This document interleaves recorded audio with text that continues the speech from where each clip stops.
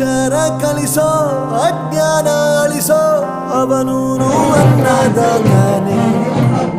ತಪ್ಪು ಸರಿಯ ತಿದ್ದಿ ತಿಳಿ ಹೇಳಿ ಸಮಬುದ್ಧಿ ನಮ್ಮ ಚಿತ್ತ ಶುದ್ಧಿಯಾಗೋ ಹಾದಿ.